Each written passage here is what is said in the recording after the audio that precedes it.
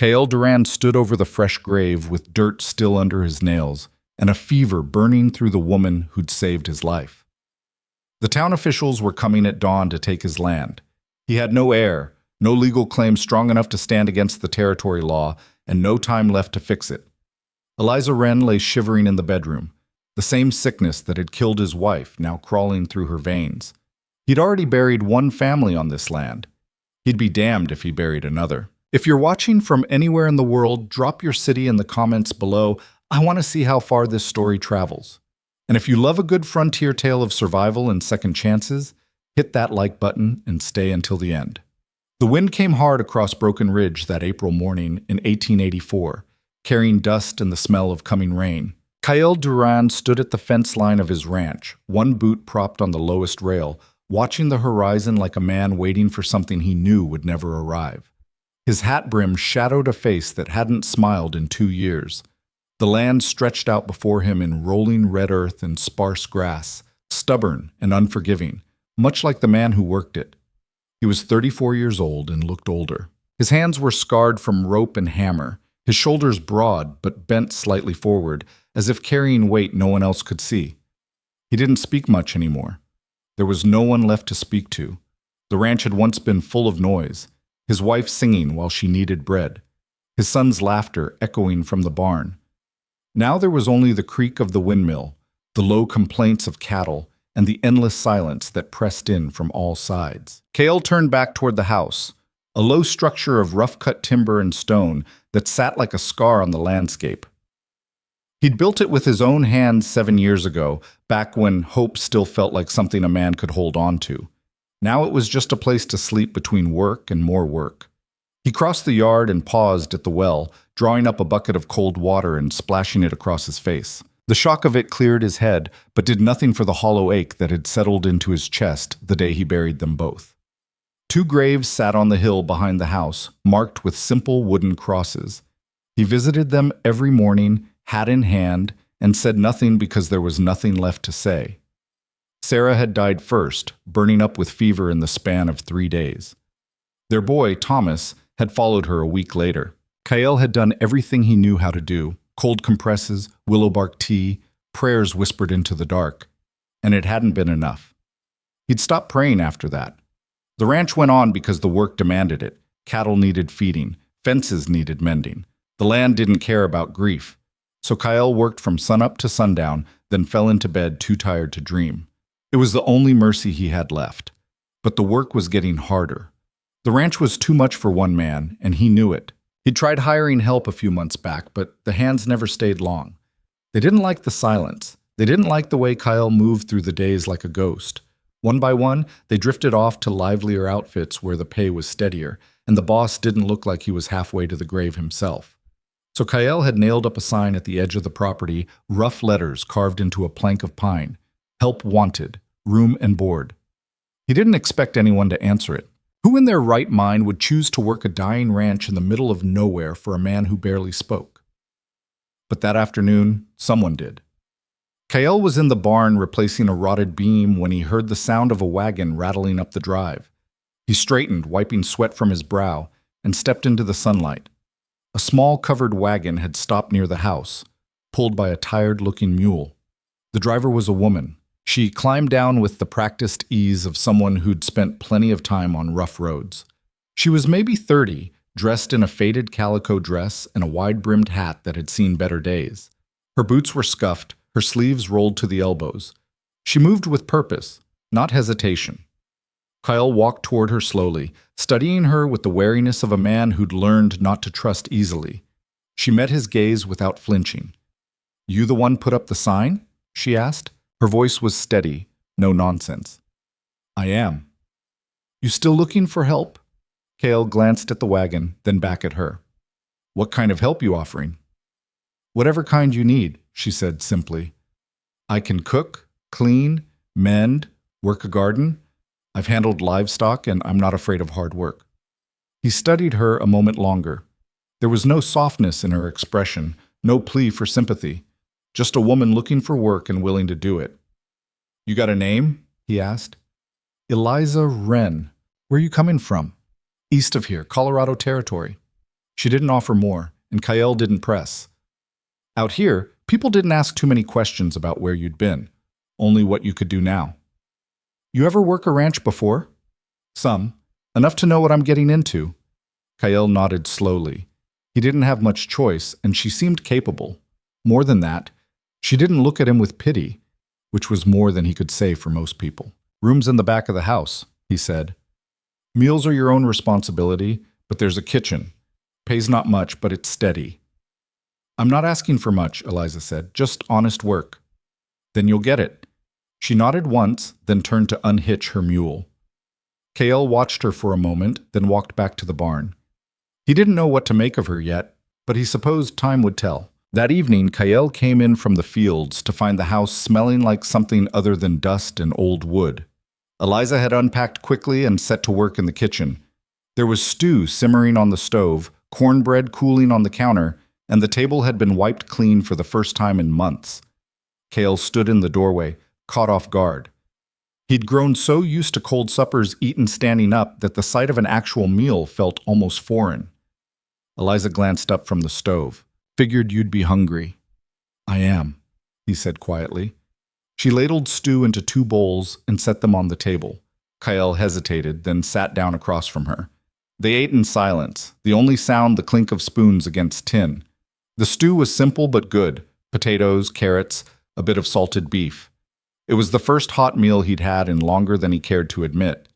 When they finished, Eliza cleared the dishes without a word. Kyle rose and moved toward the door.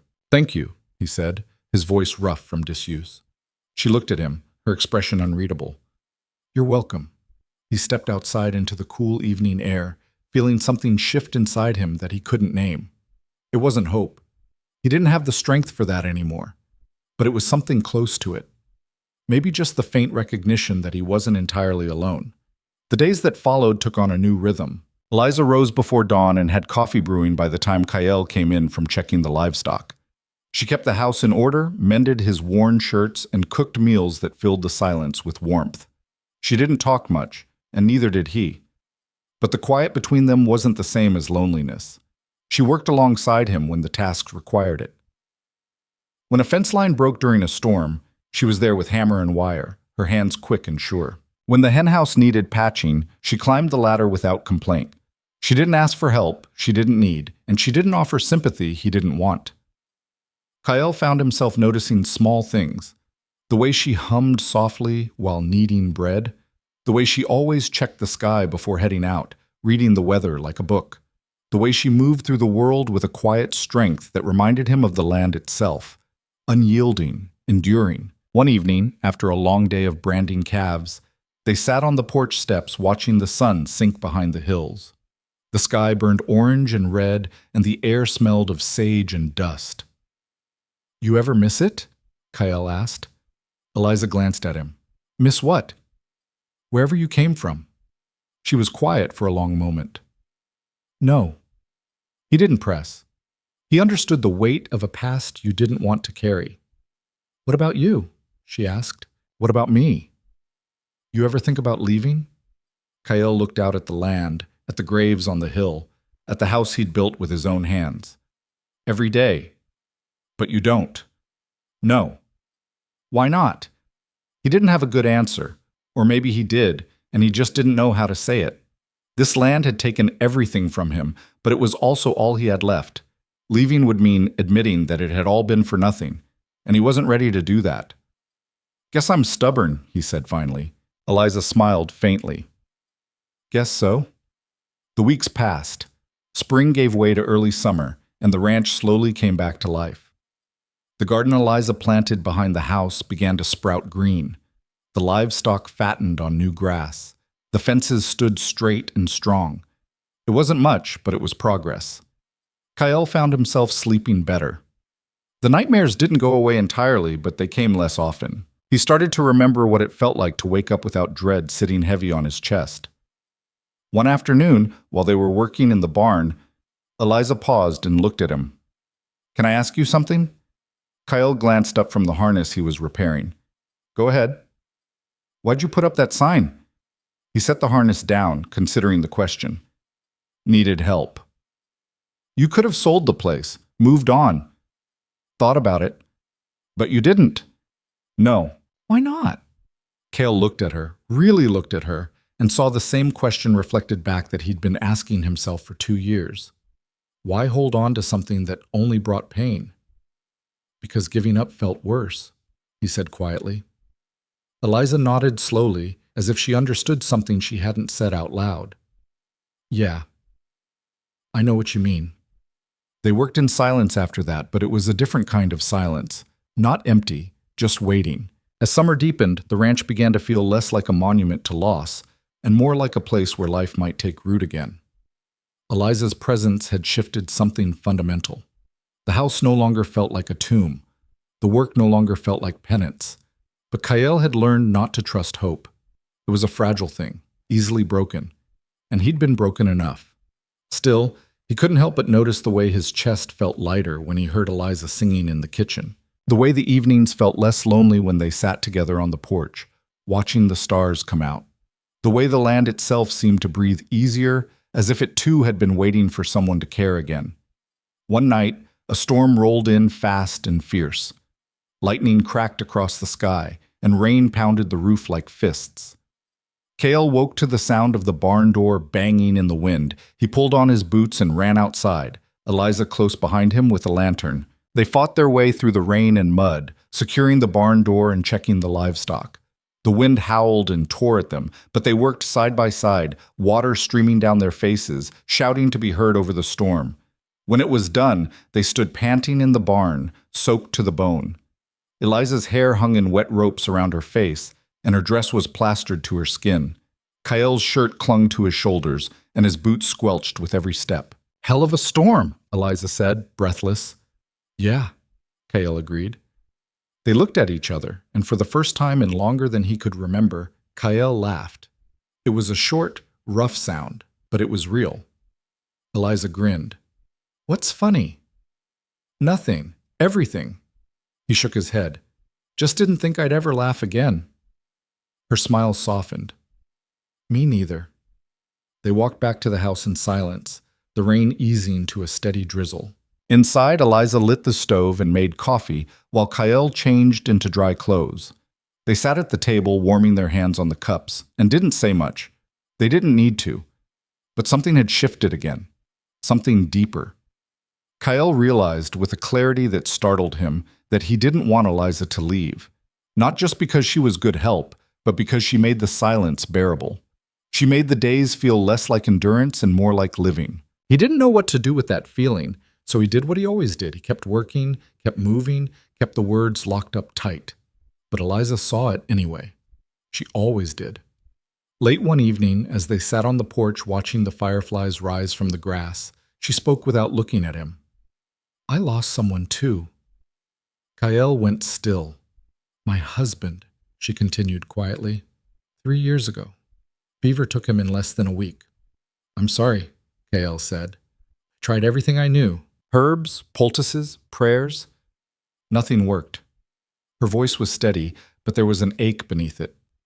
"I blamed myself for a long time. Still do, some days." Kale understood that weight. The guilt that sat like a stone in your chest, the voice that whispered, "You should have done more, been better, tried harder." "It wasn't your fault," he said. "Wasn't yours either." The words hung in the air between them, simple and true. Kale felt something crack open inside him, just a little. Not enough to spill over, but enough to let some light in. "Thank you," he said quietly. Eliza nodded. "We're both still here, Kyle. That's got to count for something." "Yeah," he said. "I suppose it does." They sat together in the growing dark, and for the first time in 2 years, Kale felt like maybe, just maybe, the worst was behind him. The ranch kept turning, the cattle grazed, the garden grew, and two people who'd thought they were done with living started, slowly and carefully, to build something new from the ruins of what they'd lost. It wasn't easy. Some days the grief still hit like a fist to the gut. Some nights the loneliness crept back in. But there were also mornings when the coffee tasted good, evenings when the conversation came easier, and moments when the silence felt like peace instead of emptiness. Kyle didn't know what the future held. He didn't know if he'd ever stop visiting those graves on the hill, or if the ache would ever fully fade. But he knew one thing for certain: he wasn't alone anymore. And for now, that was enough. Summer pressed down on Broken Ridge with relentless heat. The days stretched long and merciless, the sun beating against the red earth until it cracked like old leather. Kyle and Eliza worked through it side by side, their shirts soaked with sweat by mid-morning, their hands blistered and raw by dusk. The cattle needed constant attention. The garden demanded water hauled bucket by bucket from the well, and the fences never stopped needing repair. But something had changed between them since the night of the storm. The silence they shared was no longer just absence of words. It had become its own language. A glance across the breakfast table, a hand steadying a fence post while the other drove the nail. The wordless understanding of two people who'd each walked through fire and come out the other side scarred but standing. Kyle found himself watching her more often than he meant to. The way she wiped her forehead with the back of her wrist, leaving a streak of dirt across her temple. The way she spoke soft words to the horses when she thought no one was listening. The way she stood at the edge of the porch in the evenings, arms crossed, staring out at the land like she was trying to memorize it. He didn't know what to call what he was feeling. It wasn't the same as what he'd felt for Sarah. That had been young love, full of promise and dreams. This was something quieter, deeper. Born not from hope, but from survival. From two broken people choosing to stand in the same place and see what grew. One morning in late July, Kyle came in from checking the north pasture to find Eliza standing at the kitchen table, her hands covered in flour. She was kneading dough with practiced rhythm, her sleeves rolled up, her hair pinned back with a strip of cloth. "Bread?" he asked, setting his hat on the hook by the door. "Figured we could use it," she said without looking up. "Been living on hardtack and jerky long enough." Cale crossed to the water basin and washed his hands, the cool water a relief against his sunburned skin. "You didn't have to." "I know." He dried his hands and turned to watch her work. Her movements were efficient, confident. She shaped the dough into loaves and set them in the Dutch oven, then wiped her hands on her apron. "Coffee's fresh if you want some," she said. "Thanks." He poured himself a cup and sat down at the table. Eliza moved to the stove, adjusting the heat beneath the oven. The kitchen smelled of yeast and wood smoke, familiar and comforting. "How's the herd?" she asked. "Good. Found a break in the fence line near the creek. Fixed it this morning." "You need help with anything else today?" Kyle considered. "Could use a hand moving some feed sacks in the barn. They're getting wet where they are." "I'll do it after the bread's done." They fell into their usual rhythm, working together without needing to plan every detail, each knowing what needed doing and doing it. It was the kind of partnership Kyle had almost forgotten was possible. Later that afternoon, they stood in the barn stacking 50-pound sacks of grain onto higher shelves. The air was thick with dust and heat, and sweat dripped down Kyle's back as he hefted each sack into place. Eliza worked beside him, her face flushed, her breathing steady despite the weight. "That's the last of them," Kyle said, wiping his brow. Eliza nodded, leaning against the post to catch her breath. "Good. I was starting to think we'd be here all day." Kyle allowed himself a slight smile. "Not quite." They walked back toward the house together, the late afternoon sun casting long shadows across the yard. The air had begun to cool slightly, bringing with it the faint scent of sage from the hills. "Kale," Eliza said quietly. He glanced at her. "Yeah?" "Thank you for letting me stay." He stopped walking, surprised. "You earned your place here." "I know, but you could have turned me away. Most men would have." Kale shook his head. "You needed work. I needed help. Seemed simple enough." "Nothing's ever that simple," she said, meeting his eyes. "Not out here." He held her gaze for a moment, then looked away. She was right. Nothing was simple, but he didn't know how to say what he was thinking, that she'd given him something more than just help with the ranch. She'd given him a reason to wake up in the morning that wasn't just obligation. "Well," he said finally, "I'm glad you answered the sign." Eliza smiled, small and genuine. "Me too." As the summer wore on, the rhythm of their days became something close to comfortable. They worked hard, ate together, and spoke when words were needed. The ranch showed the evidence of their combined effort: stronger fences, healthier livestock, a garden bursting with vegetables. The place was starting to look like a working ranch again instead of a monument to grief. But the ghost never fully left. Kyle still woke some nights drenched in sweat, the memory of Sarah's fevered face and Thomas's small hand going cold in his own so vivid it felt like drowning. On those nights, he'd sit on the porch until dawn, smoking his pipe and watching the stars wheel overhead, trying to convince himself that he was still among the living. Eliza had her own ghosts. Kyle could see it in the way she sometimes froze when handling the medicine box, her hands trembling before she forced herself to continue. In the way she avoided the small graveyard on the hill, always finding another route when she needed to cross that direction. In the silence that sometimes fell over her like a shadow, heavy and impenetrable. One evening in early August, they sat on the porch steps after supper, the sky streaked with purple and gold. The heat of the day was finally breaking, and a cool breeze drifted down from the hills. "You ever think about remarrying?" Eliza asked suddenly. Cale turned to look at her, caught off guard. "Why do you ask?" She shrugged, not meeting his eyes. "Just curious. You're young enough. You could start over." "Could say the same about you." "That's different." "How?" She was quiet for a long moment. "I don't know if I could go through it again. Watching someone I care about slip away and not being able to stop it." Cale understood that fear better than most. "Yeah," he said quietly. "I know what you mean." "But you didn't answer the question." He looked out at the darkening land, at the shadows creeping across the hills. "I hadn't really thought about it, not until recently." "And now?" He glanced at her, saw the question in her eyes that she wasn't quite asking.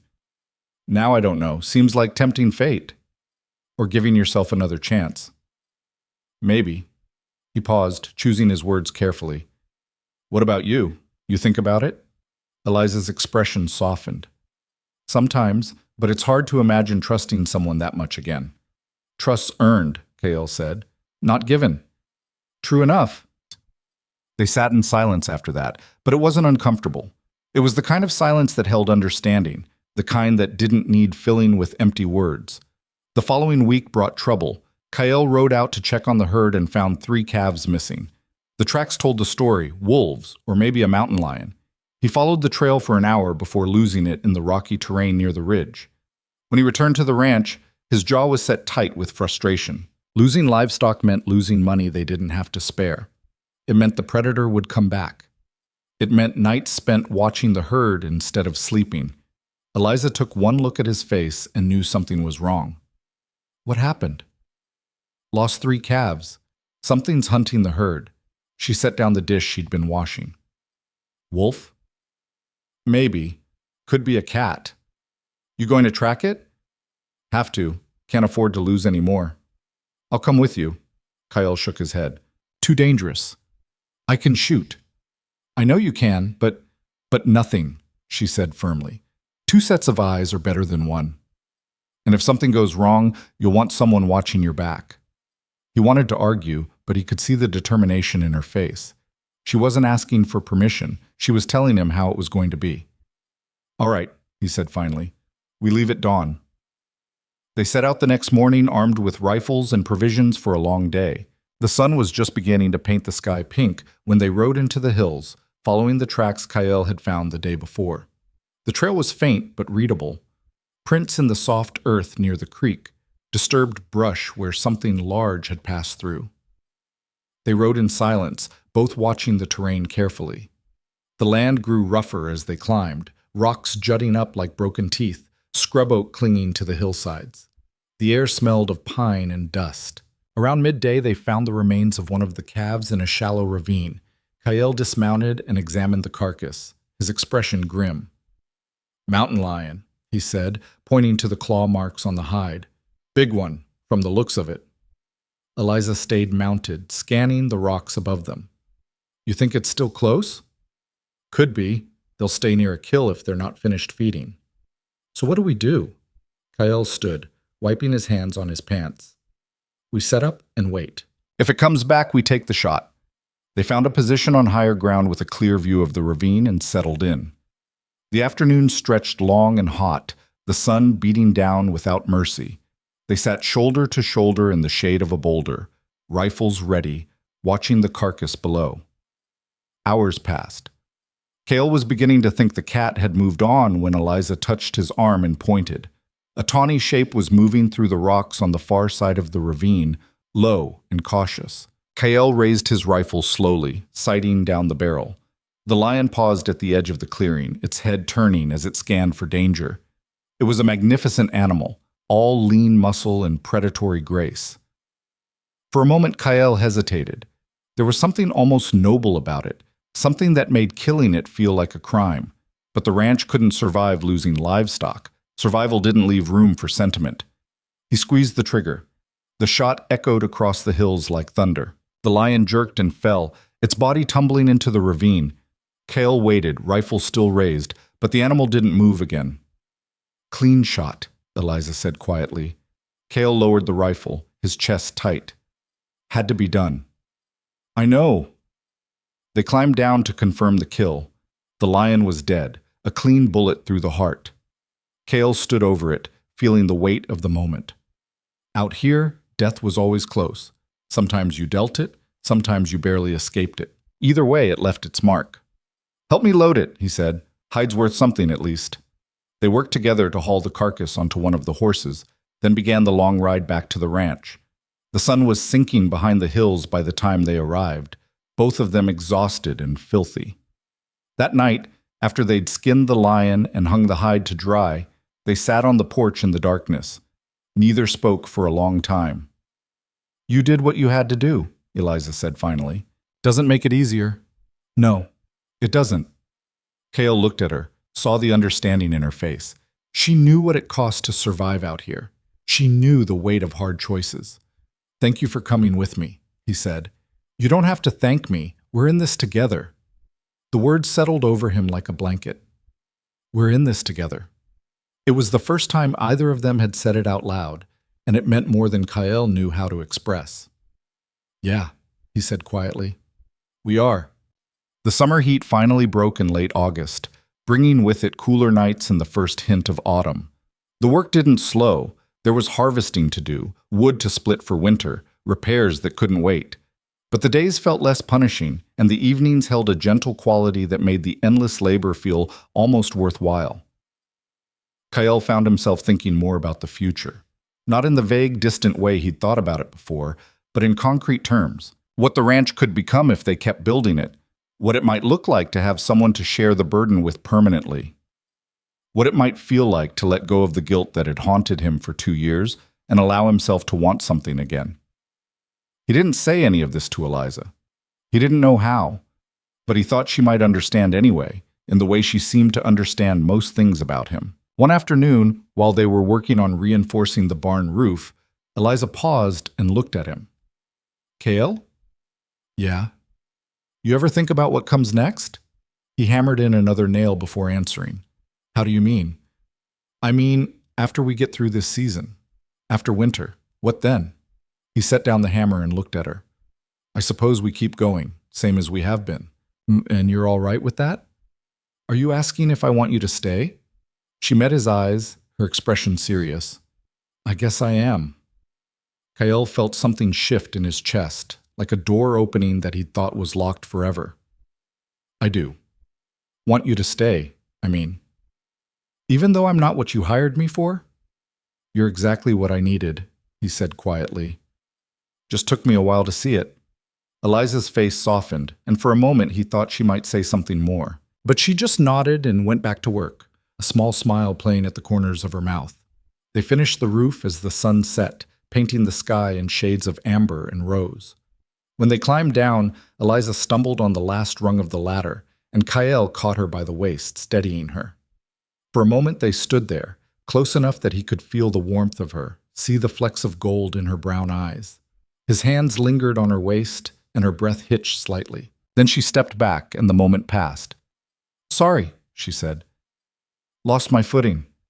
"It's all right." But as they walked back to the house, Cale realized that something between them had shifted again. The distance they'd carefully maintained was beginning to crumble, and he didn't know whether to be terrified or relieved. September arrived with cooler winds and the smell of turning leaves. The ranch was as prepared for winter as they could make it, the barns stocked with feed, the woodpile high against the house. Kael felt a cautious pride in what they'd accomplished. The place looked lived in again, cared for. One evening, as they sat at the kitchen table after supper, Eliza reached across and touched his hand. "Kael, there's something I need to tell you."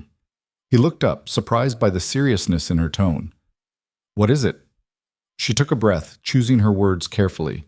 "When I lost my husband, I was the one taking care of him. I knew herbs, remedies, things my mother taught me. But nothing I did worked. He just kept getting worse, and I kept trying, and then he was gone." Kael waited, sensing there was more. "I swore I'd never put myself in that position again," she continued. "Never try to heal someone I cared about, because I couldn't bear to fail twice." "Eliza." "But being here with you," she said, her voice steady but soft, "it's made me realize I can't run from it forever. Sooner or later, someone's going to need help, and I'll have to choose whether to try or walk away." Kael turned his hand over and squeezed hers gently. "You didn't fail. Fever takes who it takes. Doesn't matter how hard you fight. I know that in my head, but my heart hasn't quite caught up. Give it time," he said. "That's all any of us can do." She nodded, her eyes bright with unshed tears. "Thank you." They sat together in the lamplight, hands still joined across the table, and Kael felt the weight of all the things they'd survived pressing down like a benediction.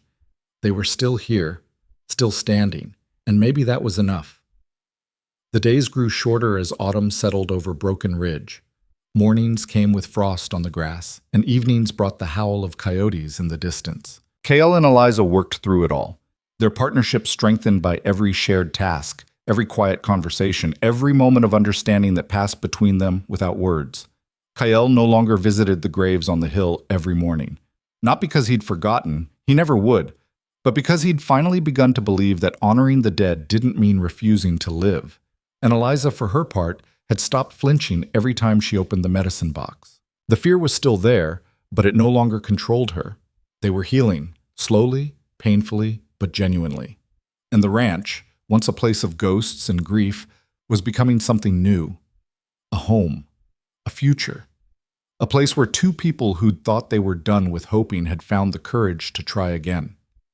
Late one night, Kael stood on the porch alone, looking up at the stars scattered across the black sky like salt spilled on velvet. He heard the door open behind him and turned to find Eliza wrapped in a shawl, her hair loose around her shoulders. "Couldn't sleep?" she asked. "Just thinking." She came to stand beside him. "About what?" "About how different things are now, compared to when you first got here." "Different how?" He glanced at her, then back at the sky. "Better. A lot better."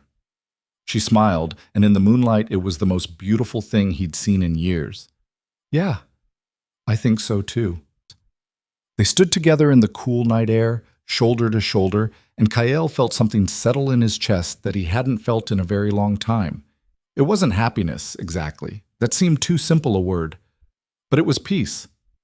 And out here, in this hard land, peace was worth more than gold. October came to Broken Ridge with the first hard freeze, turning the morning grass white and brittle underfoot. Kael woke early that day, same as always, and pulled on his boots in the pre-dawn darkness. His breath misted in the cold air of the bedroom, and he could hear the wind rattling the shutters. Winter was coming fast, and there was still work to be done. He stepped into the kitchen to find Eliza already at the stove, coaxing the fire to life. She looked up when he entered, her face lit by the orange glow of the flames. "Morning," she said. "Morning. You're up early." "Couldn't sleep. Figured I might as well make myself useful." Kael crossed to the window and looked out at the frost-covered yard. "Going to be a cold one today." "Good day to work on the inside chores, then," Eliza said, setting the coffee pot on the stove.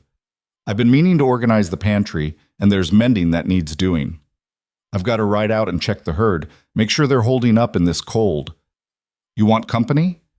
He glanced at her, saw the concern in her eyes. "No need. I'll be back by noon." She nodded, but didn't look entirely convinced. "Be careful out there." "Always am." He drank his coffee standing up, then pulled on his coat and hat. Eliza handed him a cloth-wrapped bundle. "Cornbread," she said. "In case you get hungry." "Thanks." Their fingers brushed as he took the bundle, and for a moment neither of them moved. Then Kael turned and headed out into the cold morning, trying not to think too hard about the way his heart had jumped at that small touch. The ride out to the north pasture was brutal. The wind cut through his coat like a knife, and the horse's breath came out in great cloudy puffs. Kyle kept his head down and his hat pulled low, scanning the landscape for any sign of the herd. He found them huddled together near a stand of cottonwoods, their backs to the wind. They looked healthy enough, though he made a mental note to bring hay out if the cold kept up. He counted heads, checked for injuries, and was about to turn back when he noticed something odd. One of the cows was lying down away from the others, her sides heaving. Kale dismounted and approached carefully. The cow's eyes were glassy, her breathing labored. He knelt beside her and ran his hand along her flank. She was burning up with fever. "Damn," he muttered. He'd seen this before, some kind of sickness that could spread through a herd like wildfire if you weren't careful. He needed to get her isolated, get the others moved, and hope to hell it wasn't too late. Kale worked for the better part of 2 hours, driving the healthy cattle to the east pasture and rigging up a temporary shelter for the sick cow using branches and his oilcloth tarp. By the time he finished, his hands were numb, and his face felt like frozen leather. He rode back to the ranch faster than was probably wise, his mind racing. If the sickness spread, they could lose half the herd. And if they lost the herd, they lost everything. Eliza met him at the door, taking one look at his face and knowing something was wrong. What happened? Sick cow, fever, could spread to the others if we're not careful. She was already moving toward the medicine box on the shelf. What do you need? I don't know if there's anything we can do. Cattle fever's not like a person getting sick. Eliza turned to face him, her expression determined. Maybe not, but we can try. She pulled out jars of dried herbs, rolls of cloth, a small bottle of carbolic acid. Her hands moved with practiced efficiency, no hesitation. Kale watched, surprised. You know animal medicine.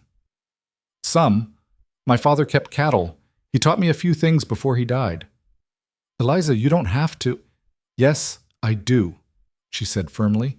This is our livelihood, our future. I'm not going to sit here and do nothing while it dies in a field.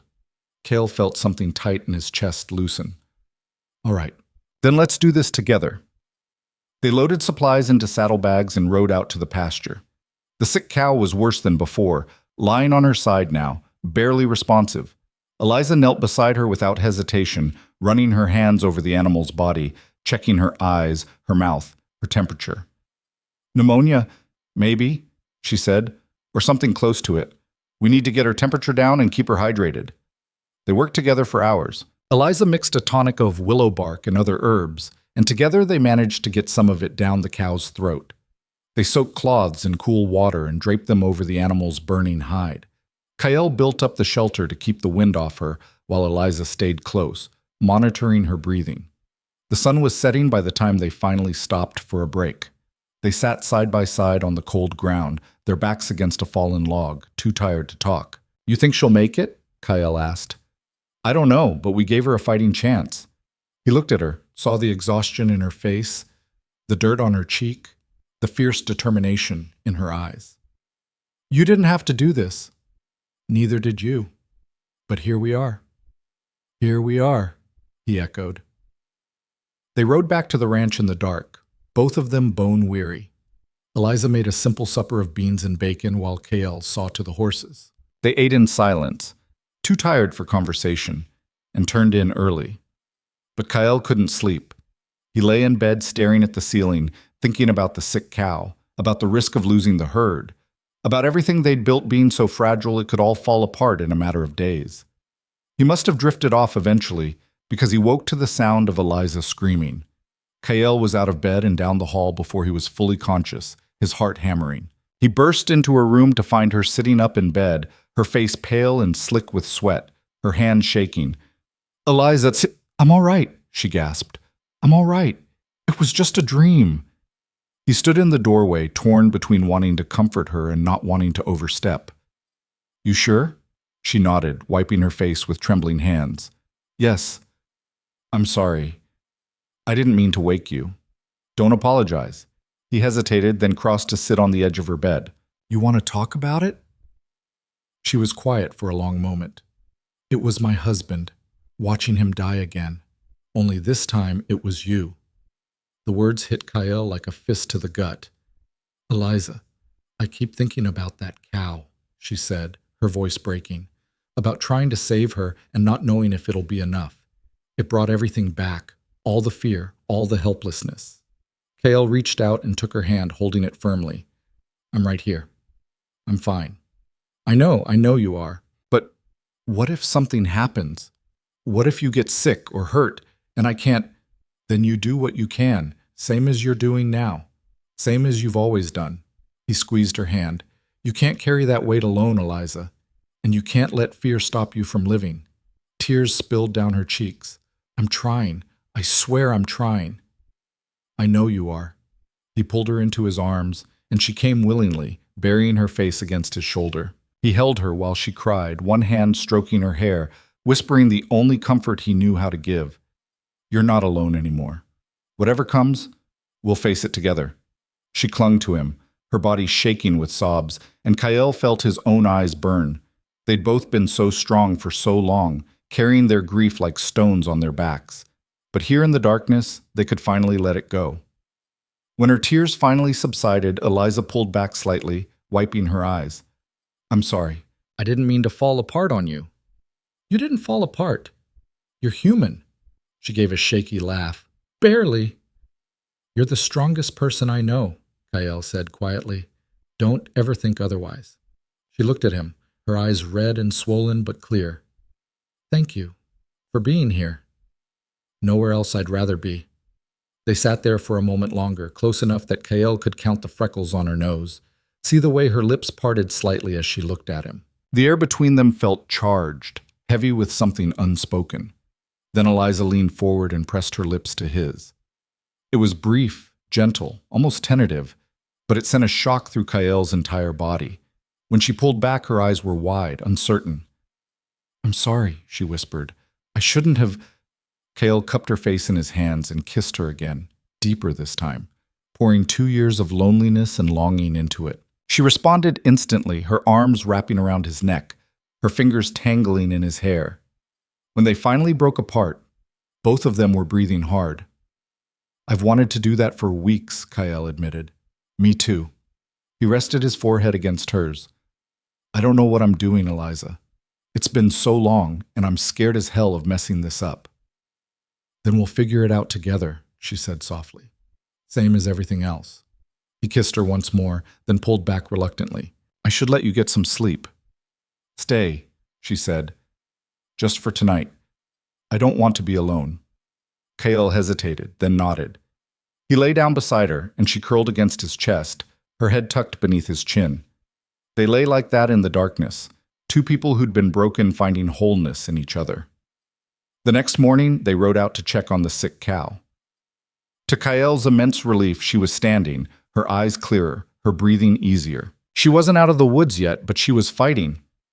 "We did it," Eliza said, a smile breaking across her face.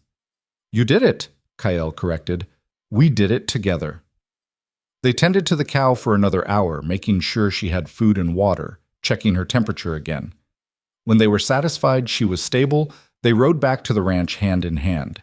Over the next few days, their relationship shifted into something new. They still worked side by side, still maintained their routines, but now there were stolen kisses in the barn, hands that lingered a moment longer than necessary, quiet conversations late into the night, where they shared pieces of themselves they'd kept hidden. Kyle told her about the guilt he carried over his family's deaths, the way he'd replayed every moment leading up to it, wondering what he could have done differently. Eliza told him about the anger she'd felt when her husband died, the rage at the unfairness of it, the way she'd blamed herself until the guilt nearly consumed her. They talked about fear and hope, about the weight of the past and the uncertainty of the future. And slowly, carefully, they began to build something together that neither of them had thought possible. But happiness, Kale had learned, was never simple, and trouble was never far away. It came on a cold morning in late October when two men rode up to the ranch. Kale was in the barn when he heard the horses, and something in the deliberate pace of their approach set off warning bells in his head. He stepped out into the yard to find two men dismounting near the house. One was tall and lean with a badge pinned to his coat. The other was shorter, older, carrying a leather satchel. They both had the look of men on official business. Kael Duran, the man with the badge, asked. That's me. I'm Marshal Hayes. This is Mr. Thornton from the Territorial Land Office. We need to have a word with you. Kael's stomach dropped. What's this about? Thornton pulled a document from his satchel. It's come to our attention that your claim to this property may not be legally sound. What are you talking about? I filed all the proper papers when I settled here.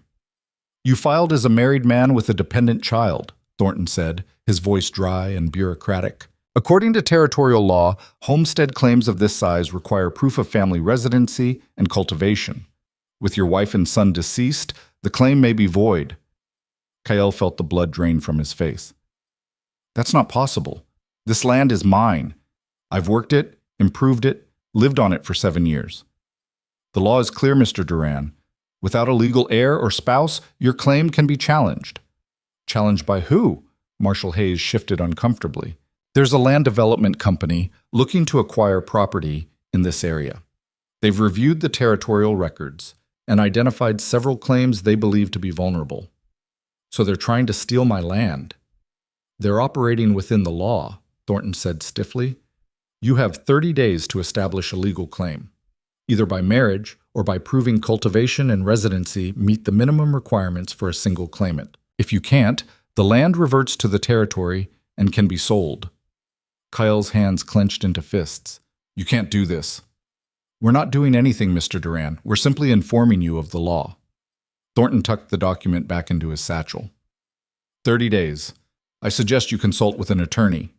They mounted their horses and rode off, leaving Kael standing in the yard feeling like the ground had just opened up beneath his feet. Eliza came out of the house, her face pale. I heard. What are we going to do? I don't know. Kael ran a hand through his hair, his mind racing. I need to think. I need to figure out what options we have. They spent the rest of the day going through every document Kael had. The original claim papers, receipts for improvements, tax records. Everything seemed in order, but the law was clear. Without a spouse or heir, his claim was vulnerable. What if you got married? Eliza asked quietly. Kael looked up from the papers spread across the kitchen table. What? You heard what they said. Marriage would establish the claim. If you had a wife, I'm not going to marry some stranger just to keep the land. I'm not talking about a stranger. The words hung in the air between them. Kael stared at her, his heart pounding. Eliza, I can't ask you to do that. You're not asking, I'm offering. You don't understand what you're saying. Marriage is... I know what marriage is, she said firmly. And I know what this land means to you. What it means to both of us now. This isn't how I wanted... Kael stopped, struggling to find the words. If we're going to do this, I want it to be for the right reasons, not because some law says we have to. Eliza crossed to him and took his hands. Kael, look at me. Do you love me? The question caught him off guard. He'd been avoiding thinking about it in such clear terms, afraid of what it might mean. But looking at her now, feeling the warmth of her hands in his, the answer was simple. Yes, he said. Yes, I do. Then the reason is right, she said softly. We're not doing this just for the land. We're doing it because we choose each other. The timing might not be perfect, but when is it ever? You deserve better than this, better than a proposal born out of desperation. I deserve a man who'll fight for what we've built together, she said. And that's exactly what you are. Kael pulled her close, resting his chin on top of her head. Are you sure about this? I've never been more sure of anything. They stood there in the kitchen, holding each other while the afternoon light faded outside. Kael felt a strange mixture of fear and relief. He'd thought he'd never marry again, never open himself up to that kind of vulnerability. But Eliza wasn't Sarah, and this wasn't the same kind of love. It was something forged in hardship, tempered by loss, stronger for having survived. All right, he said finally. Let's do it. Let's get married. Eliza pulled back and smiled, her eyes bright. When? Soon as we can arrange it. We don't have much time. They rode into town the next day and found the local preacher, a thin man named Reverend Clark, who'd presided over more funerals than weddings in recent years. He agreed to perform the ceremony the following Sunday, and they spent the intervening days preparing. Eliza had no family to invite, and Kael's closest relatives were back east and might as well have been on the moon, so they kept it simple, just the two of them, the Reverend, and two witnesses pulled from the general store. The morning of the wedding, Kael stood in front of the small mirror in his room, trying to get his collar to sit right. His hands were shaking. He told himself it was just nerves, that every groom felt this way, but the truth was more complicated. He was terrified. Terrified of failing again. Terrified of losing someone else he loved. Terrified that the universe would see his happiness and snatch it away like it had before. A knock on the door pulled him from his thoughts. "You ready?" Eliza's voice came through the wood. "Just about. Can I come in? Thought it was bad luck to see the bride before the wedding, but we've already broken about a dozen traditions. What's one more?" He opened the door. Eliza stood there in a simple blue dress she'd made herself, her hair pinned up, a small bunch of wildflowers in her hands. She looked beautiful. "You clean up nice," she said with a smile. "So do you." She stepped into the room and closed the door behind her. "You having second thoughts?" "No. You?" "No." She set the flowers down and took his hands. "But I wanted to tell you something before we do this." "What's that?" "I know this started because of the land claim, and I know we're both scared, but I want you to know that I'm not marrying you out of obligation or convenience. I'm marrying you because I love you, because you gave me a reason to stop running, because you make me want to be brave again." Kael felt his throat tighten. "I love you too, more than I thought I could love anyone again." "Then let's go make this official." The ceremony was brief and simple. They stood in the small church, speaking vows that were as much promise as prayer. When Reverend Clark pronounced them husband and wife, Kael kissed Eliza with a tenderness that surprised them both. They signed the papers, secured the witnesses' signatures, and walked out into the bright autumn morning as Mr. and Mrs. Duran. "How does it feel?" Eliza asked as they rode back toward the ranch. "Strange. Good strange, but strange. Think the land office will accept it?" "They'll have to. We've got the marriage certificate. We've met the legal requirement." "Then we won." Kael looked at her, at the woman who'd walked into his life 6 months ago and turned everything upside down. "Yeah, I guess we did." But the victory felt fragile, and Kael couldn't shake the sense that the storm wasn't over yet. They were right to worry. 2 weeks later, Kael woke in the middle of the night with his body on fire. At first he thought it was just a chill from working in the cold, but by morning he was shivering uncontrollably despite the layers of blankets Eliza piled on top of him. His head pounded, his joints ached, and sweat poured off him in waves. "It's just a fever," he managed to say through chattering teeth. "I'll be fine." Eliza pressed her hand to his forehead, and her face went pale. "You're burning up. We need to get this down." She brought cold water and cloths, stripping off his sweat-soaked shirt and sponging him down. But the fever wouldn't break. By afternoon, Kael was delirious, muttering names Eliza didn't recognize, thrashing in the bed. She tried everything she knew, willow bark tea, cool compresses, every remedy she'd ever learned. But nothing worked. The fever climbed higher and Kael's breathing grew labored. Eliza sat beside him in the lamplight, holding his burning hand, and felt the familiar terror rising in her chest. This was exactly what she'd feared, exactly what she'd run from. She was watching someone she loved slip away, and there was nothing she could do to stop it. "No," she whispered. "Not again. Please, not again." She stood abruptly, her hands shaking. She couldn't do this. She couldn't sit here and watch him die. It was too much. The fear was too big. But as she turned to leave the room, her eyes fell on the marriage certificate hanging on the wall. Mr. and Mrs. Duran. The promise they'd made. The life they'd started to build. Eliza took a shuddering breath and turned back to the bed. Kael's face was flushed with fever, his lips cracked and dry. But he was still breathing, still fighting, and she would fight too. She went to the medicine box and pulled out every herb, every tincture, every tool she had. Then she set to work with a determination born of love and desperation. She wasn't going to let fear win. Not this time. The night stretched out endless and dark. Eliza worked with fevered intensity, mixing potions, changing compresses, forcing liquid down Kael's throat when he was conscious enough to swallow. She talked to him constantly, her voice hoarse from hours of speaking. "Stay with me, Kael. You hear me? You stay with me. We just got started. We just found each other. You don't get to leave now. His eyes fluttered open once, glassy and unfocused. Eliza? I'm here. I'm right here. Sarah? No. I'm Eliza, your wife. And you're going to be fine. You hear me? You're going to be fine. His eyes closed again, and she pressed her face against his burning shoulder and wept. But she didn't stop working. She couldn't.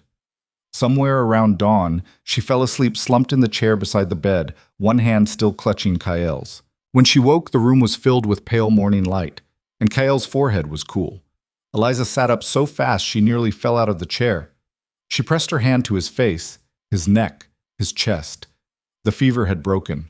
His breathing was deep and even, his color better. Kael? She whispered. His eyes open, clear this time. Eliza. You're awake. You're all right. What happened? You had a fever, a bad one. You've been out for almost 2 days. He tried to sit up, and she gently pushed him back down. Easy. You're still weak. You saved me. We're not keeping score. Kael reached up and touched her face. Yes, we are. And I owe you my life. Eliza's eyes filled with tears. You gave me mine back first. They stayed like that for a long moment, hands clasped, foreheads touching, both of them crying and laughing at the same time. They'd survived. Both of them. Against all odds and all fear, they'd survived. Over the next week, Kael slowly regained his strength. Eliza wouldn't let him do anything more strenuous than walk from the bed to the kitchen, and even that left him winded at first. But each day he got a little stronger, a little more like himself. One evening, as they sat together on the porch watching the sunset, Kael turned to her. I was wrong, he said. About what? About what I said before, about not wanting this to be just for the land. He took her hand. It doesn't matter why we started. What matters is that we're here now. And I wouldn't change a damn thing. Eliza smiled. Neither would I. They sat in comfortable silence as the sky turned from gold to purple to deep blue. The ranch spread out before them, solid and real, a testament to everything they'd endured and overcome. We're going to make it, Kael said quietly. All of it.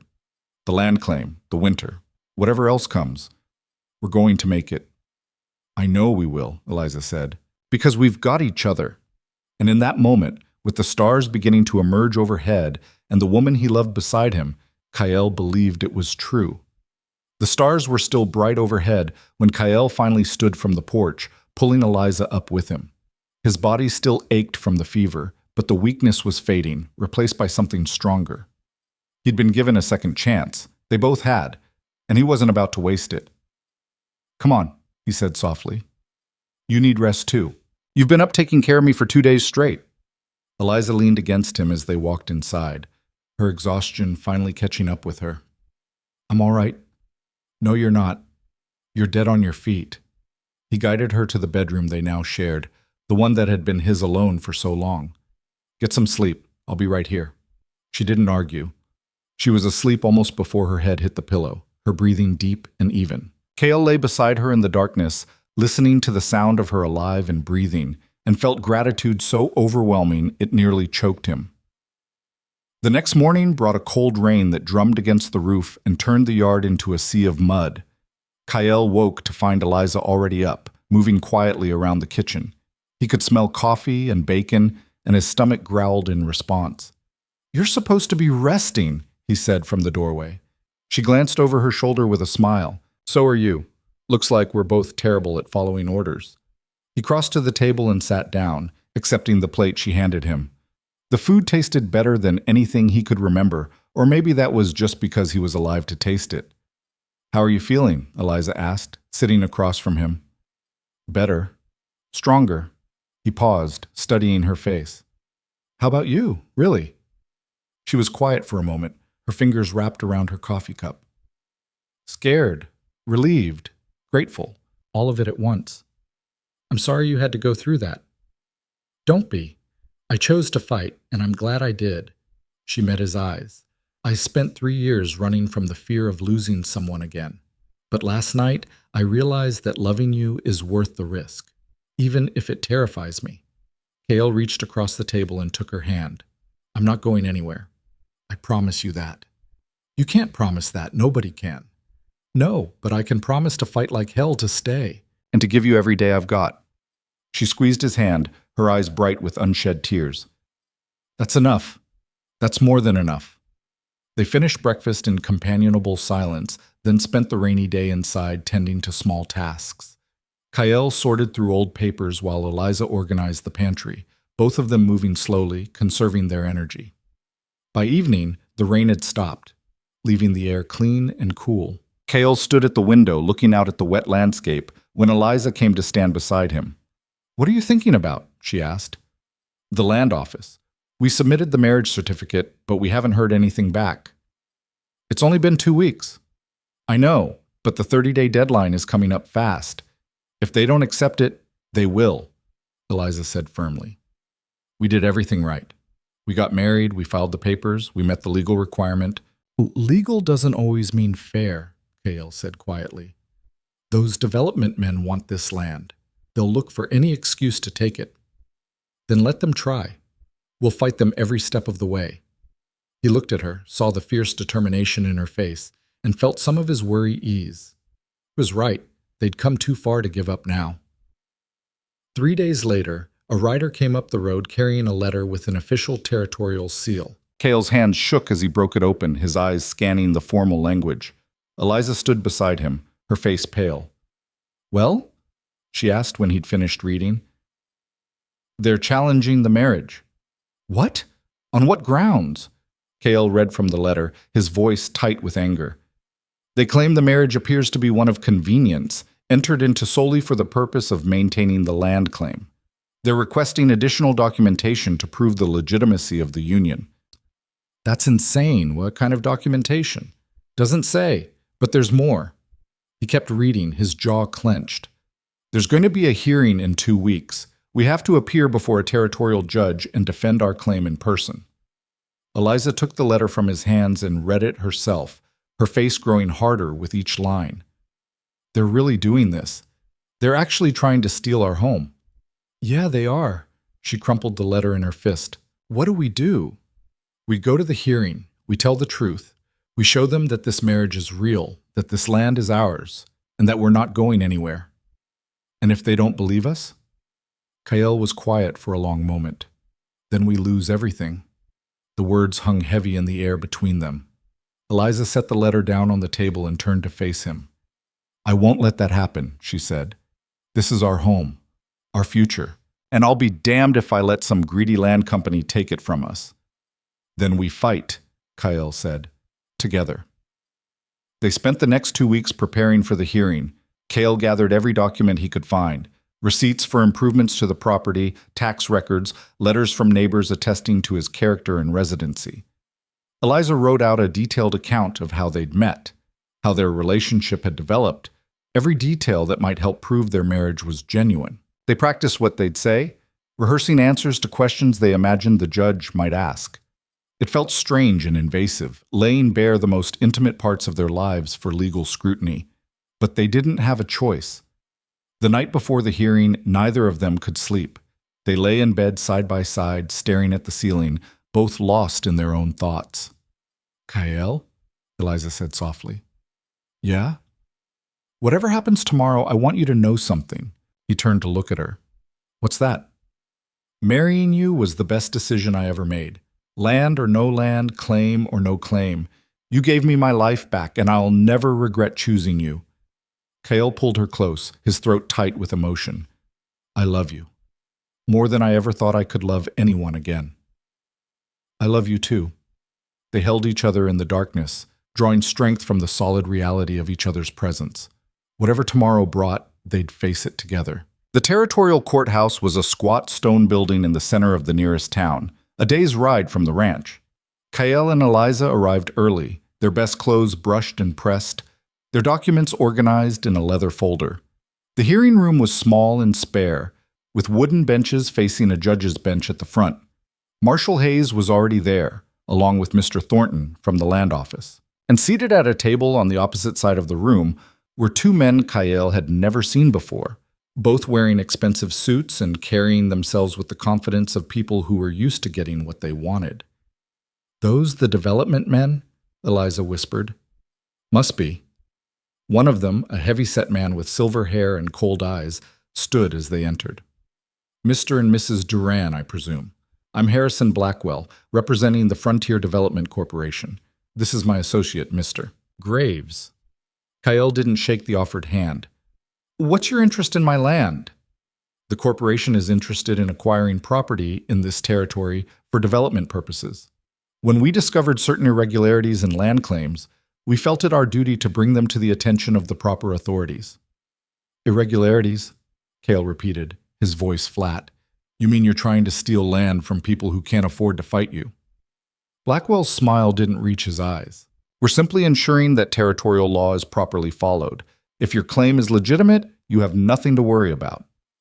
And if you've bribed the judge, we've got everything to worry about," Eliza said sharply.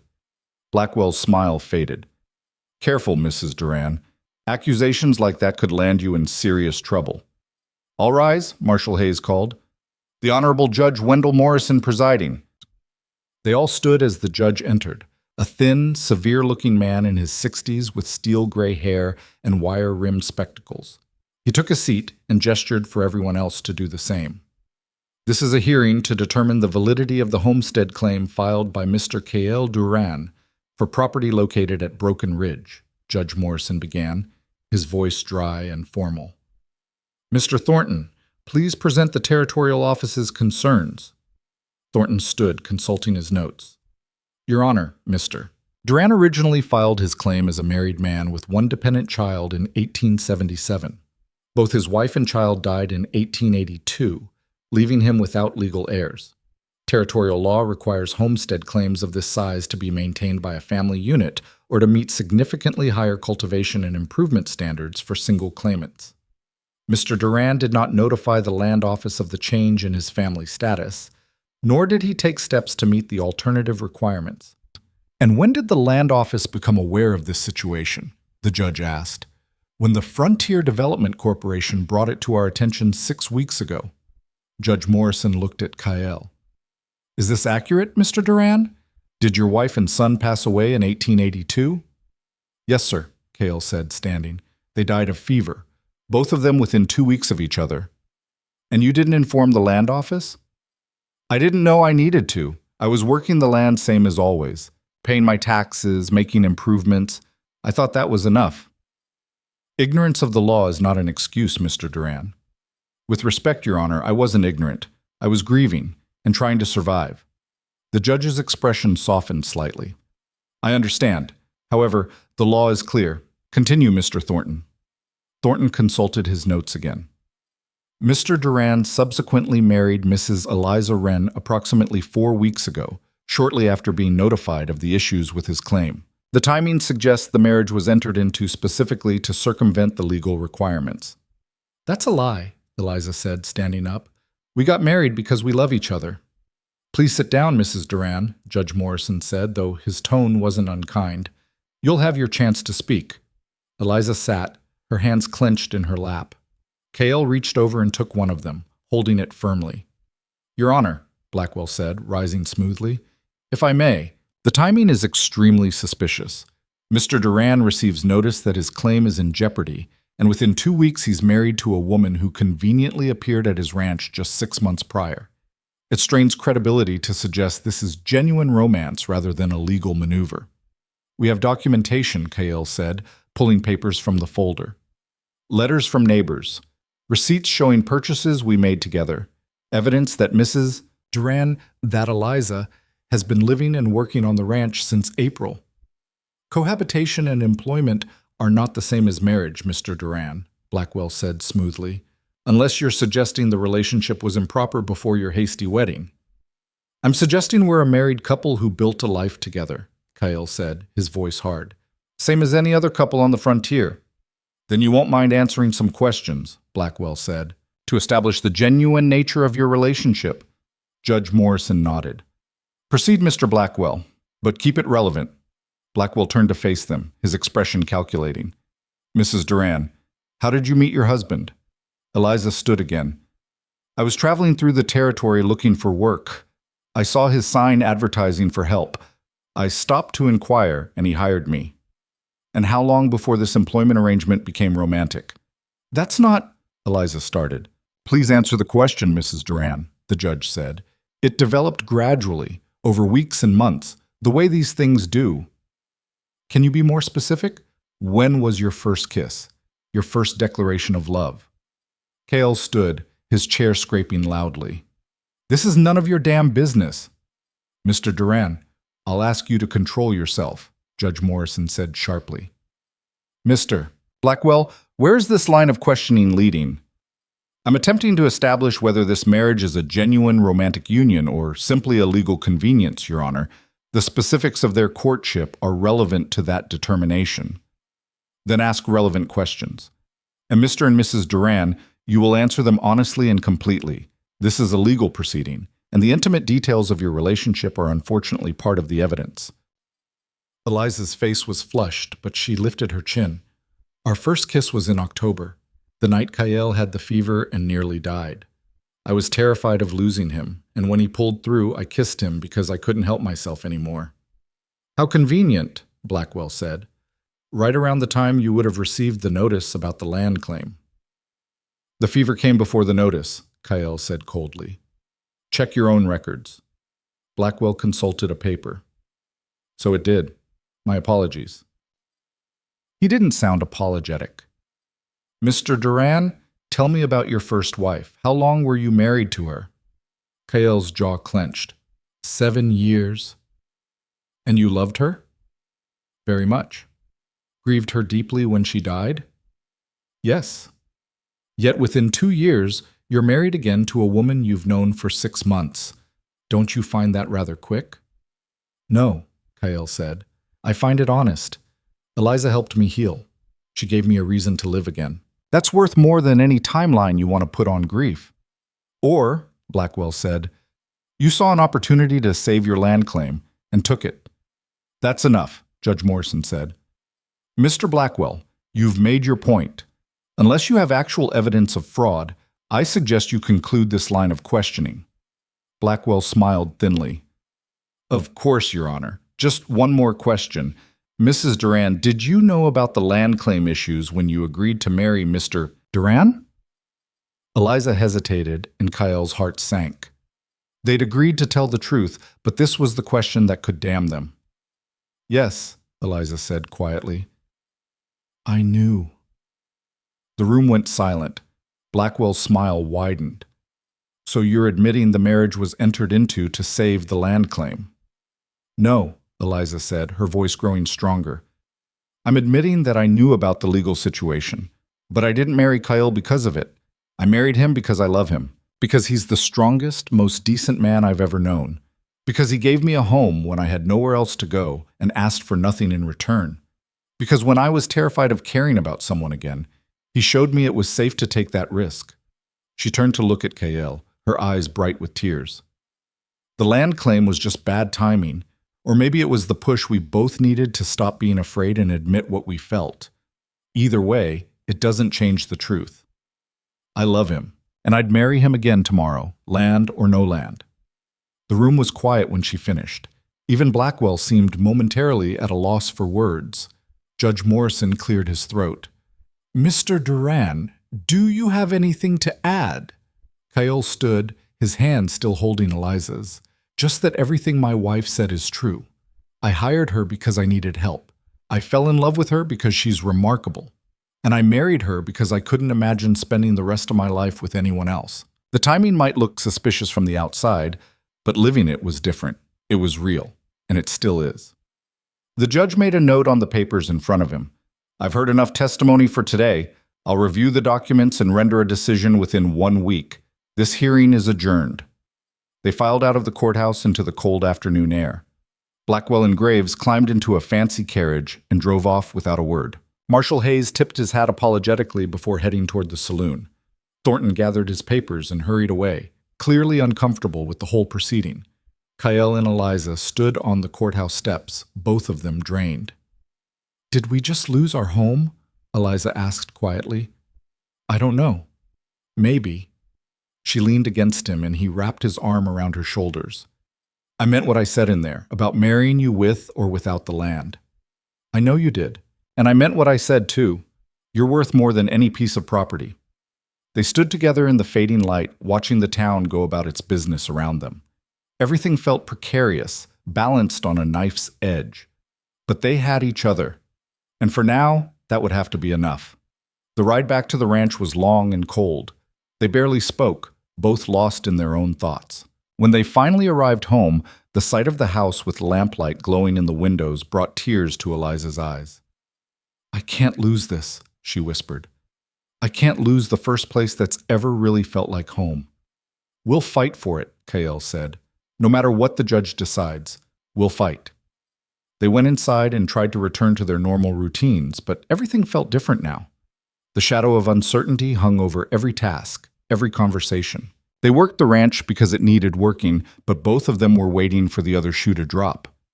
4 days after the hearing, Kael was in the barn repairing tack when he heard horses approaching. He stepped outside to see 3 riders coming up the road. Marshal Hayes, another man in a suit, and bringing up the rear, Harrison Blackwell. Kael's stomach dropped. This couldn't be good. Eliza came out of the house, wiping her hands on her apron. What's going on? I don't know, Kael said quietly, but stay close to me. The riders dismounted.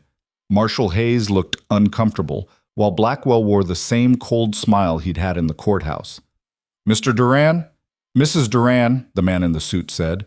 I'm Joseph Warner, attorney representing the Frontier Development Corporation. I'm here to make you an offer. We're not interested, Kael said immediately. You haven't heard the offer yet. Don't need to. This land isn't for sale. Warner pulled a document from his coat. The judge hasn't issued his ruling yet, but Mr. Blackwell believes he can anticipate the outcome. Given the questionable circumstances of your marriage and the documented violations of homestead law, the ruling is likely to go against you. You bribed him, Eliza said flatly. We did no such thing, Blackwell said smoothly. We simply presented the facts. But Mr. Warner is right. The law is not on your side, which is why we're prepared to be generous. We'll buy the property from you for a fair price. You'll have money to start over somewhere else, and everyone walks away satisfied. Except we'd be walking away from our home, Kael said. A home you're likely to lose anyway, Warner said. At least this way you get something for your trouble. How much? Eliza asked.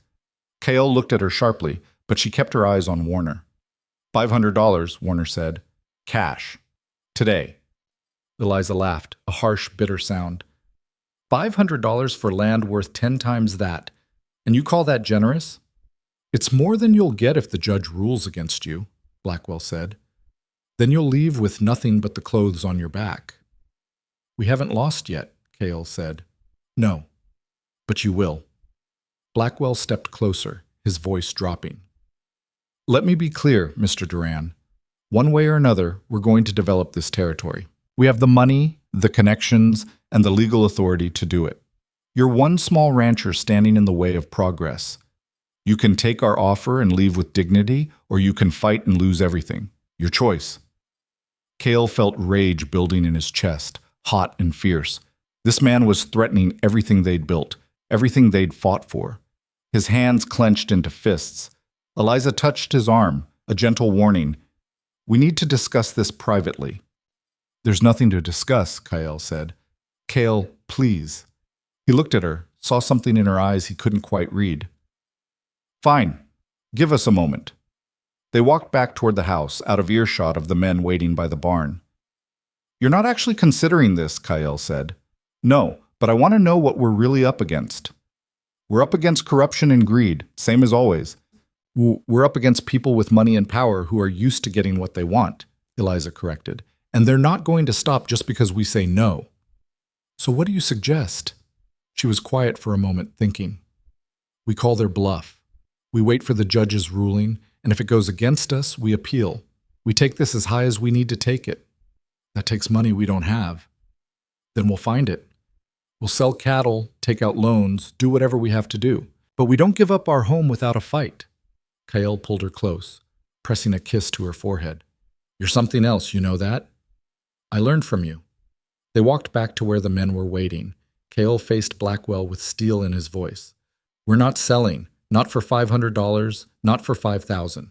This land is ours, and we're keeping it." Blackwell's expression hardened. "You're making a mistake." "Maybe, but it's our mistake to make." "Very well." Blackwell mounted his horse. "Don't say we didn't give you a chance." The three men rode off, leaving Cale and Eliza standing in the yard. The sun was setting behind them, painting the sky in shades of blood and gold. "We just made powerful enemies," Eliza said quietly. "Yeah, we did. Think we can win?"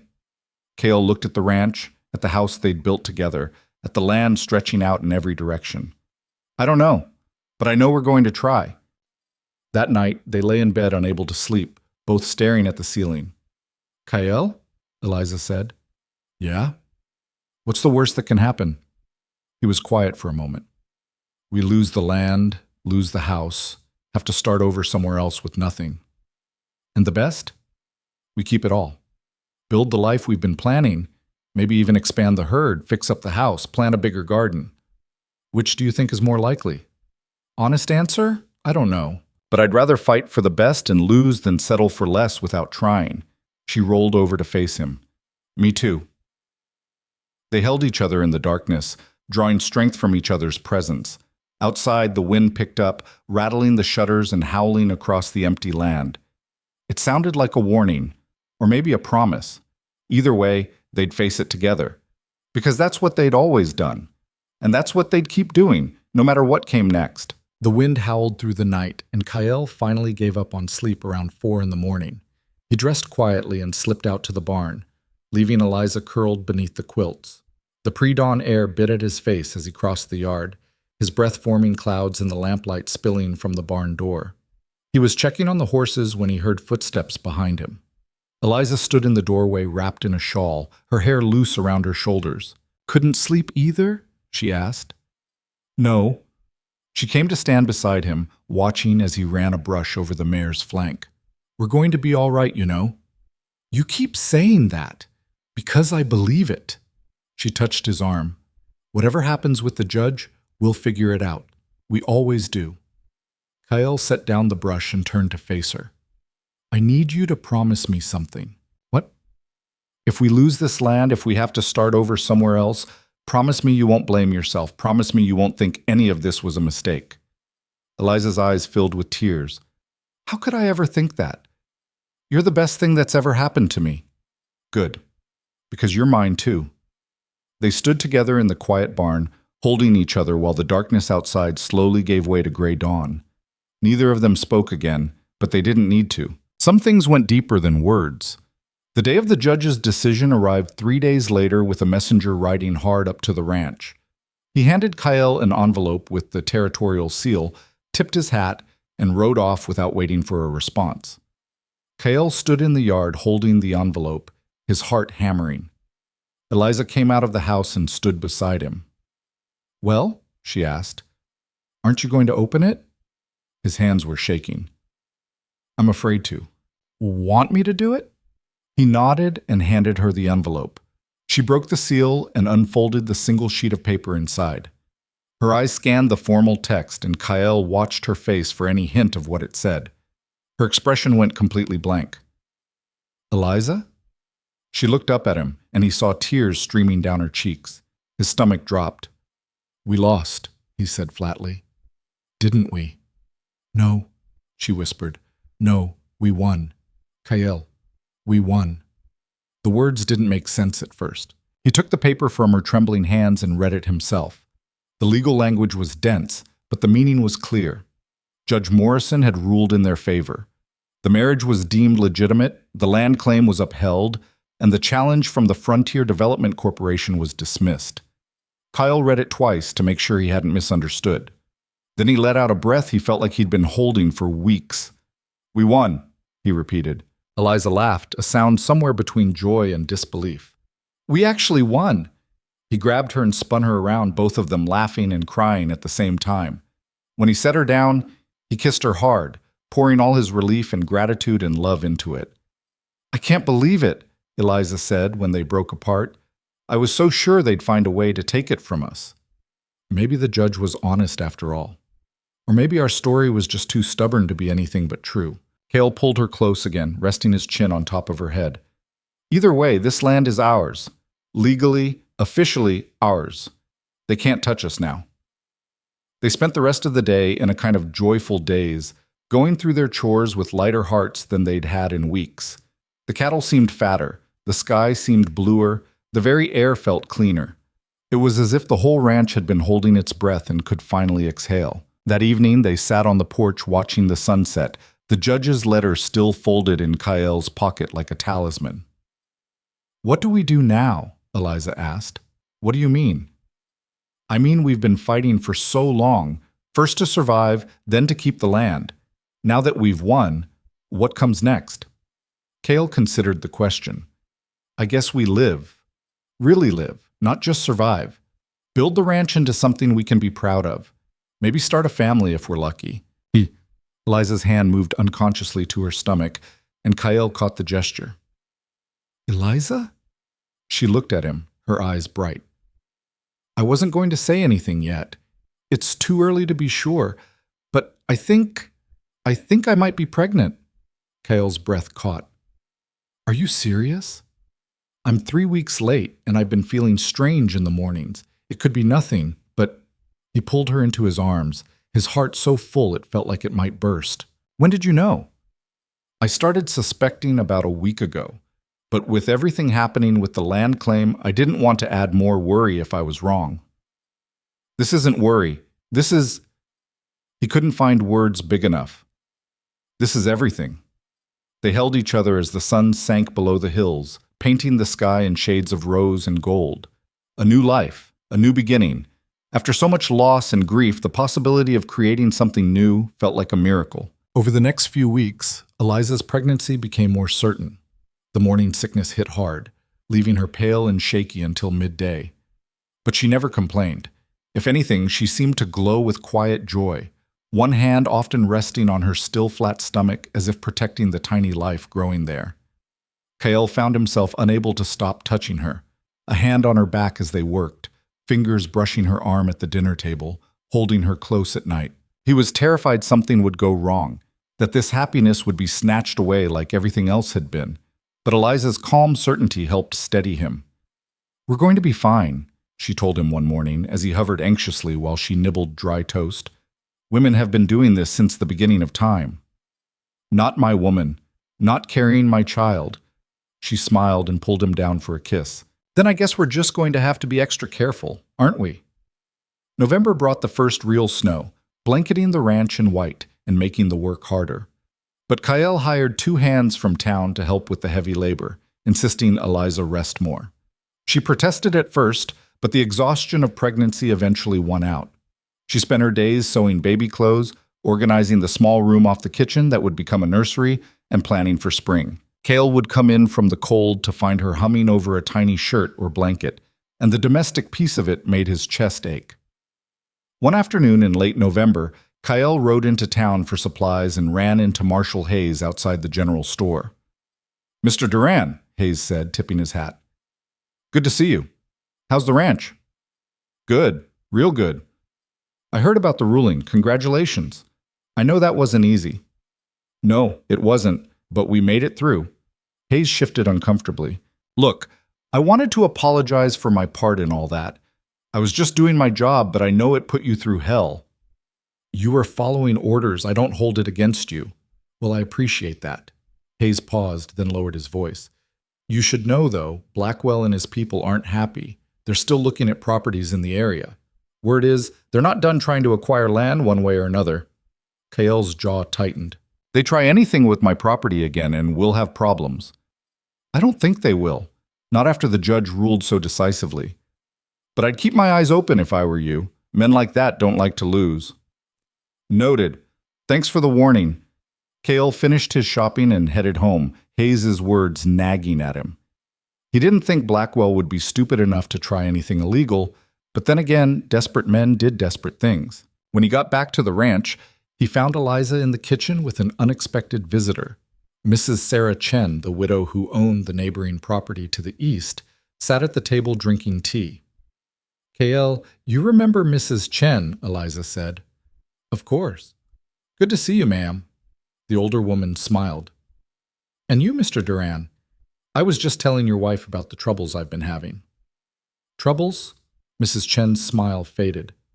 The same men who challenged your claim came to see me last week. They want to buy my land. I told them no, but they were very insistent, said if I didn't sell, they'd find a way to take it anyway. Cale felt anger rising in his chest. They threatened you? Not in so many words, but the implication was clear. Did you report it to the marshal? What's he going to do? They didn't break any laws. They were just very persuasive about how difficult things could become for a woman alone trying to run a ranch. Eliza reached across the table and squeezed Mrs. Chen's hand. You're not alone. We're right next door, and we'll help however we can. That's kind of you, dear, but I'm afraid if they really want my land, there's not much any of us can do to stop them. After Mrs. Chen left, Kyle and Eliza stood in the kitchen discussing what they'd learned. They're going after the vulnerable properties, Eliza said. Widows, single homesteaders, anyone who can't afford to fight back legally. We need to do something. Like what? We barely saved our own land. Kyle paced the kitchen, thinking. What if we organized the other ranchers, presented a united front?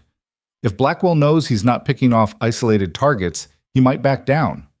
Or he might just get more aggressive. Maybe. But we can't just let him bully people off their land. Eliza studied him, a small smile playing at her lips. You really have changed, you know. A year ago, you would have said it wasn't your problem. A year ago, I didn't have anything worth protecting, or anyone who taught me what it means to fight for what's right. She crossed to him and wrapped her arms around his waist. Then let's organize. Let's show Blackwell that this territory isn't going to roll over for him. Over the next 2 weeks, Kyle and Eliza visited every ranch and homestead within a day's ride. They found others who'd been approached by the Frontier Development Corporation, others who'd been pressured or threatened. The stories were disturbingly similar. Blackwell and his men targeting properties they thought were vulnerable, making lowball offers, and implying consequences for those who refused. Kyle organized a meeting at the town hall. Nearly 40 ranchers and homesteaders showed up, filling the small space to capacity. The air was thick with tension and tobacco smoke as Kyle stood at the front of the room. Most of you know why we're here, he began. The Frontier Development Corporation is trying to take our land, not through honest purchase, but through intimidation and legal manipulation. They went after my claim. They're going after Mrs. Chen's property. They'll go after all of us eventually if we don't stop them. A grizzled rancher named Tom Hawkins spoke up. What do you suggest we do? We can't outspend them in court. No, but we can make ourselves harder to pick off. If we organize, present a united front, refuse to sell to them at any price, they'll have to look elsewhere for their development. And if they don't, then we fight together. We pool our resources for legal fees. We watch each other's properties. We make it clear that going after one of us means going after all of us. A woman in the back raised her hand. That's all well and good, Mr. Duran, but you won your case because you had a wife. Some of us aren't so fortunate. Then we help each other meet the legal requirements. Share labor, combine resources, whatever it takes. The law says we need to be working the land and making improvements, so we do it together. The meeting went late into the night as they hammered out details. By the time it broke up, they'd formed what they called the Broken Ridge Landowners Association. Cale found himself elected as the reluctant president, with Mrs. Chen as vice president and Tom Hawkins as treasurer. You realize you just volunteered us for a whole lot of work, Eliza said on the ride home. I know, but it's the right thing to do. It is. I'm proud of you. Cale glanced at her, saw the genuine admiration in her face, and felt warmth spread through his chest. Couldn't have done it without you. You're the one who taught me that fighting for yourself and fighting for others aren't different things. We're in this together, she said simply. Always have been. The Landowners Association made an immediate difference. When Blackwell's men approached another property the following week, they found not one isolated rancher, but a delegation of 5, all prepared to support their neighbor legally and financially. The development men retreated, and word spread quickly. But Blackwell wasn't done. In mid-December, the town newspaper ran a story about the Frontier Development Corporation's plans to bring progress to the territory. New roads, a railroad spur, commercial development that would benefit everyone. The article painted the landowners who were resisting as backwards and selfish, standing in the way of economic growth. Cale read the article with growing anger. This is propaganda. They're trying to turn public opinion against us. Then we need to tell our side, Eliza said. Show people what's really at stake. She sat down at the kitchen table and wrote a response, a clear, passionate explanation of what the corporation was really doing, how they were trying to take land through manipulation rather than fair purchase, how the small ranchers and homesteaders were the backbone of the territory and deserved protection. The newspaper published it the following week, and the response was overwhelming. Letters poured in from across the territory, most of them supporting the landowners. Several influential citizens spoke out against Blackwell's tactics.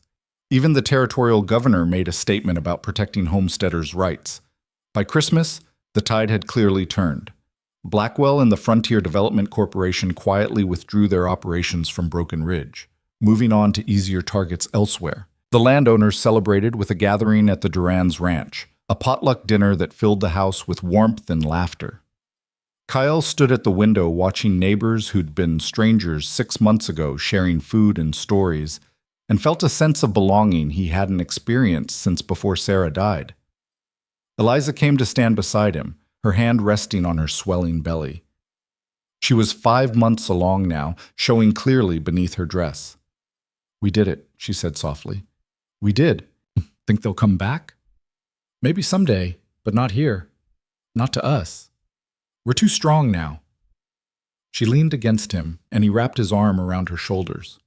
"I never thanked you properly, you know." "For what?" "For answering that sign, for taking a chance on a broken man with a dying ranch. You weren't broken, just hurt. There's a difference. Either way, you saved me. In every way a person can be saved." She tilted her face up to his. "You saved me too. We saved each other." He kissed her there in front of the window, with their neighbors celebrating behind them and their child growing beneath her heart, and felt complete in a way he'd never expected to feel again. Winter deepened, and the ranch settled into a peaceful rhythm. The cattle were healthy, the barns were stocked with feed, and the house was warm. Eliza grew rounder with each passing week, and Kyle found himself constantly amazed by the changes in her body, the life they'd created together. In February, during a brief warm spell, Kyle was out checking the fences when he noticed something unusual. A gray stallion stood at the edge of the property, watching him with intelligent, dark eyes. The horse was magnificent, wild and powerful, with a coat like storm clouds and a spirit that radiated from every line of its body. Kyle approached slowly, but the stallion tossed its head and cantered away, stopping just out of reach. This pattern continued for days. The horse would appear at different times, always watching, always staying just beyond Kyle's reach. "He's testing you," Eliza said one evening when Kyle mentioned it, "seeing if you're worthy." "Worthy of what?" "Of his trust. Wild things don't give their loyalty easily." Kyle thought about that. He'd been wild once too, in his own way, broken and isolated and refusing to let anyone close. It had taken Eliza's patient persistence to gentle him back into connection. He started leaving grain out for the stallion, not trying to approach, just offering. The horse was wary at first, but hunger and curiosity eventually won out. Within a week, the stallion was eating from the pile Kyle left out, though he'd still bolt if Kyle tried to get too close. "You're just like him," Eliza observed, watching from the porch. "Both of you too stubborn to accept help until you're ready." "And you're the one stubborn enough to wait us out," Kyle replied with a smile. By March, the stallion had begun following Kyle around the property, always at a distance but clearly interested. Kyle talked to him while he worked, long rambling one-sided conversations about the ranch, about Eliza, about the baby that would be arriving soon. "You'd like it here," he told the horse one afternoon. "Good grass, clean water, nobody trying to break your spirit. You could stay if you wanted. Your choice." The stallion snorted and tossed his mane, but he didn't leave. Eliza was 8 months pregnant when the first real signs of spring appeared.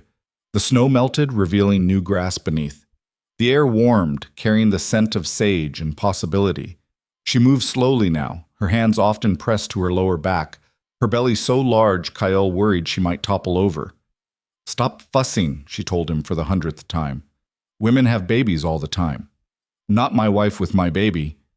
Same baby who's been kicking my ribs for the past month. I think I'm aware of the situation. Despite her complaints, Kyle could see she was nervous too. She'd helped deliver calves and foals, but human birth was different. Mrs. Chen had agreed to serve as midwife, and they'd prepared the bedroom with clean linens and supplies, but there was still the fear of all the things that could go wrong. "What if something happens?" Eliza asked one night, her hand on her belly. "Nothing's going to happen. You're strong and healthy." "That's what I thought about my husband. That's what you thought about Sarah." Kyle pulled her close, feeling the baby move between them. "I know you're scared. I am too, but we've survived everything else. We'll survive this too. Promise me something. Anything. If it comes down to choosing, if something goes wrong and you have to decide, choose the baby." "Eliza, don't. Promise me, Kale. I need to know you'll take care of our child no matter what."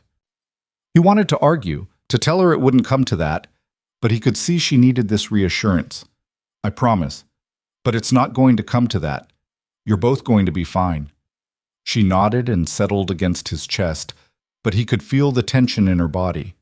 All they could do now was wait. The baby came on a warm April morning with the birds singing outside and the gray stallion watching from the corral fence. Eliza's water broke just after dawn, and the contractions started soon after. Mrs. Chen arrived within the hour, calm and efficient. She shooed Kyle out of the bedroom and got to work. Kale paced the kitchen, listening to Eliza's cries and feeling utterly helpless. The labor went on for hours. Kale wore a path in the floorboards, his nerves stretched to breaking. Every cry from the bedroom made his heart clench. He thought about his promise to Eliza, about choosing the baby if it came to that, and knew he couldn't do it. He couldn't lose her, not after everything. Finally, after what felt like an eternity, he heard a new sound, a baby's cry, thin and strong and perfect. Mrs. Chen opened the bedroom door, her face flushed but smiling. "You have a daughter, Mr. Duran, and your wife is tired but well." Kale nearly collapsed with relief. He pushed past Mrs. Chen into the bedroom to find Eliza propped up on pillows, sweaty and exhausted but radiantly alive. And in her arms, wrapped in a soft blanket, was the tiniest person he'd ever seen. "Meet your daughter," Eliza said, her voice hoarse. Kyle approached slowly, hardly daring to breathe. The baby had dark hair like his and Eliza's eyes, and she was the most beautiful thing he'd ever seen. "Can I?" he started. "Of course." Eliza handed him the baby, and Kyle held his daughter for the first time, feeling his heart expand in ways he hadn't known were possible. "She's perfect," he whispered. "She is. What should we name her?" Kyle looked down at the baby, then at Eliza. "Hope. Her name is Hope." Eliza's eyes filled with tears. "Hope. Yes, that's perfect." Mrs. Chen left them alone, and Kyle sat on the edge of the bed, Hope cradled carefully in his arms while Eliza rested against him. This was his family, his wife and daughter, his second chance at everything he thought he'd lost forever. "We did it," Eliza murmured sleepily. "We made it through." "Yeah, we did." Over the next few weeks, the ranch transformed into something new. Hope's cries filled the house where silence had reigned for so long. Eliza recovered her strength quickly, and Kyle found himself constantly amazed by how naturally she took to motherhood. Neighbors stopped by with gifts and congratulations. The Landowners Association threw a celebration. Even Marshal Hayes rode out to offer his best wishes. And through it all, the gray stallion watched from the corral, growing gradually bolder. One morning in May, Kyle walked out to find the stallion standing calmly in the corral, no longer running when Kale approached. Kale held out his hand, and after a long moment's hesitation, the horse stepped forward and allowed himself to be touched.